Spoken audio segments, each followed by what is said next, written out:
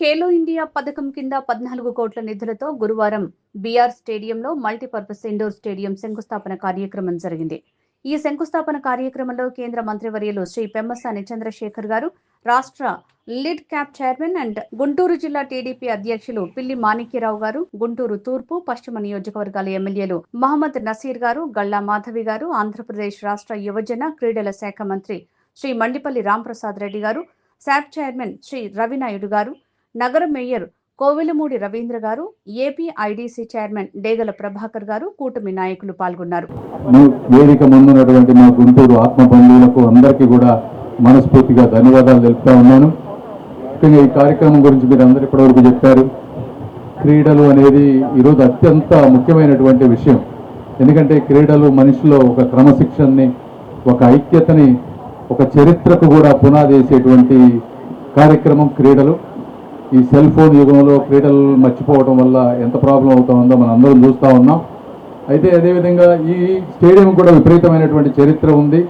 ఇక్కడ కూర్చున్న వాళ్ళందరికీ తెలుసు. ఆ రోజున ఉన్నటువంటి ముఖ్యమంత్రి గారు కాసు బ్రహ్మానందరెడ్డి గారు చేసినటువంటిది. అన్న నందమూరి తారక రామారావు గారు ఆ రోజు ఈ స్టేడియాన్ని ఓపెన్ చేశారు 1983లో. అంటే ఆ రోజుల్లో అనేక మంది గొప్ప గొప్ప మ్యాచ్లు జరిగినాయి. కపిల్ దేవ్ కూడా ఇక్కడ ఆడారని చెప్తా ఉన్నారు, అజారుద్దీన్, ఇట్లా అనేక మందిని ఈ ప్రాంతం నుంచి దేశానికి పరిచయం చేసినటువంటి పరిస్థితి. అయితే గత 20 సంవత్సరాల్లో ఇదంతా పాడుపడటం కానీ, దీన్ని చేయడంలో కష్టం అవటం కానీ, నిధులు లేకపోవడం కానీ రకరకాల కారణాలతో ఆగిపోయింది. అయితే ఈరోజు మొట్టమొదటిసారిగా ఈ ప్రాంతానికి నేను వచ్చిన తర్వాత నజీర్ గారు దీనికి తీసుకురావడం 1-2 సార్లు దీన్ని ముందుకు చేయాలంటూ, అదేవిధంగా అసెంబ్లీలో మాట్లాడటం మొట్టమొదటిసారిగా మీరు అందరూ కూడా ధన్యవాదాలు తెలపాల్సింది నజీర్ గారికి అని మీ అందరికి తెలియజేసుకుంటా ఉన్నాను. అదేవిధంగా ఈరోజు ఈ కార్యక్రమం అంటే నేను కూడా వాళ్ళు చెప్పింది వాస్తవం. 170 కోట్ల రూపాయలు పెట్టి డిపిఆర్ పెట్టి అంతా చేద్దాం అనుకున్నాం.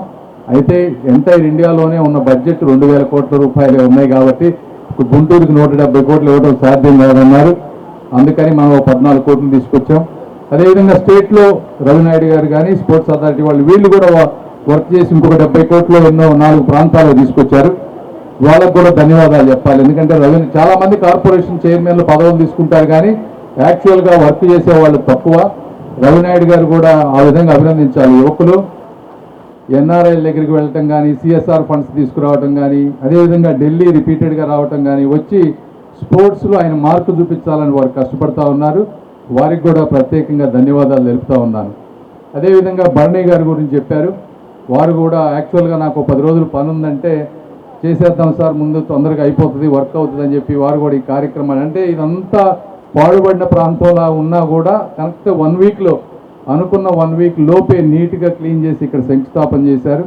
వారు చెప్పినట్టు వారు కూడా స్పోర్ట్స్ ఆడతారు కాబట్టి వారి దగ్గరుండి వారి హయాంలోనే ఈ 1 ఇయర్లో దీన్ని మంచిగా ఎక్కడ క్వాలిటీలో కాంప్రమైజ్ అవ్వకుండా అనుకున్న విధంగా కడతారని నేను భావిస్తూ ఉన్నాను. తప్పకుండా వాళ్ళు చేస్తారు. అదేవిధంగా అసలు ఈ కార్యక్రమం మొత్తానికి కూడా అసలు ఈ డబ్బులు ఇవ్వటంలో ముందు చెప్పాల్సిన చంద్రబాబు నాయుడు గారు. ఎందుకంటే నేను డిపిఆర్లు చేయించినా కూడా అమెరికాలో ఉన్న నన్ను పట్టుకొచ్చిన వ్యక్తి గౌరవ ముఖ్యమంత్రి గారు నారా చంద్రబాబు నాయుడు గారు. ఆయన ఈరోజు నన్ను తీసుకురాకపోయింటే నేను ఇక్కడికి వచ్చేవాడిని కాదు.